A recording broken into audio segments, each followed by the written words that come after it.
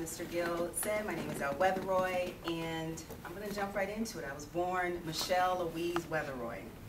Okay, Louise, because I was named after my grandmother, who unfortunately passed before I was born. So it was an honor to carry her name.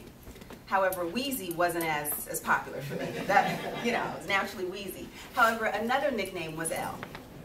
Now, the spelling came from 7th grade. I remember there were 4 Michelles in one class. Now, that wasn't the crazy part. There are 4 Michelles. Each of our last names started with a W.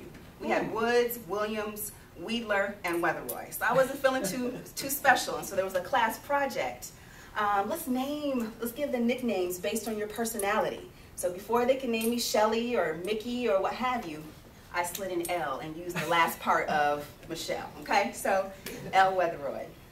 I also want to tell you about where I'm from. I was born and raised in Portland, Oregon. Now, most people hear that and they think, there are black folks in Portland?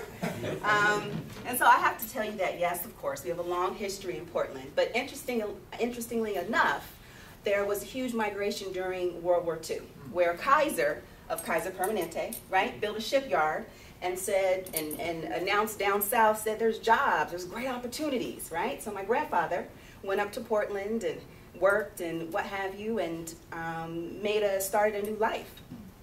And so at the end of the war, Kaiser said, well, thank you, bye-bye, wish you well, thank you for your help.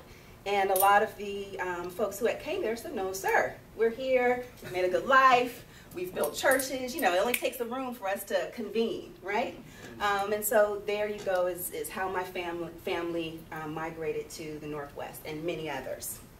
So now that you know a little bit about how we migrated to the Northwest, I want you to know a little bit about my family. I am the baby of 6 kids. There are 12 years between me and the 5th child. So no, I wasn't quite planned, right? My oldest sister was 22 years old when I was born, okay? Not only am I the youngest of my siblings, I'm the youngest, period. Nieces, grandchildren, what have you. My first cousins are on average 10 to 20 years older than me. Okay, so as you can imagine, I was very nurtured and guided and protected and sheltered, which kind of created an introverted child, if you can imagine that. But things changed when my brother had his first child. I was 12.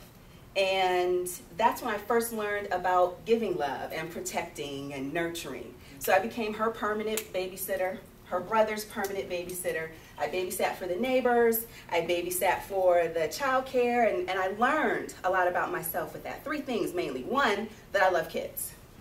2, that they were all right with me. And 3, that I took that responsibility of nurturing and protecting very seriously. So when I went to college, I started at Southern University in Baton Rouge, Louisiana. Now my father passed, and so I went back to Oregon and attended Oregon State University, where I majored in elementary education. I found myself at my student teaching position, and I saw myself kind of focusing on the kids who were obviously being neglected or something wasn't on point. So I changed my major from elementary education to social services. And later, I received my Master's of Social Work from Portland State University. So after graduating from Portland State University, I moved to Washington, D.C., where I worked for Child and Family Services. Now this is where I realized that once introverted child was now a little bit more extroverted, still with some introverted tendencies, right? It was during this transition also that I realized my passions.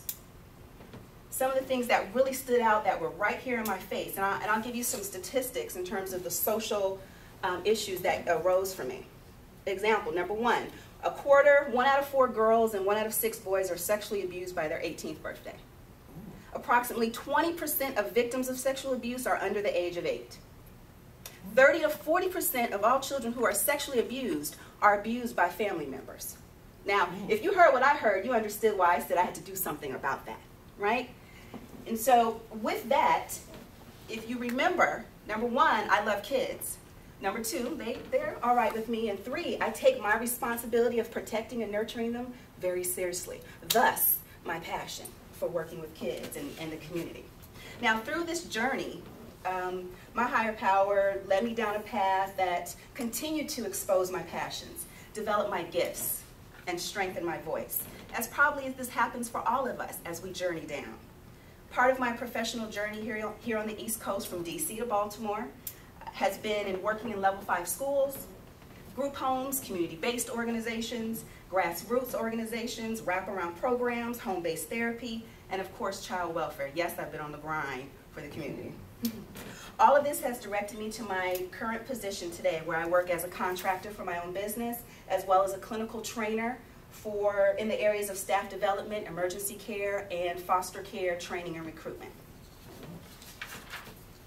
So overall, I'm here today with Toastmasters for professional and personal growth. I also enjoy making new connections. Some of my specific goals are to deliver professional speeches, not just in my areas of expertise, speak slowly and clearly, improve at impromptu speaking, and then take on an active role such as hold an officer position. So as you can see, I'm ready to grow.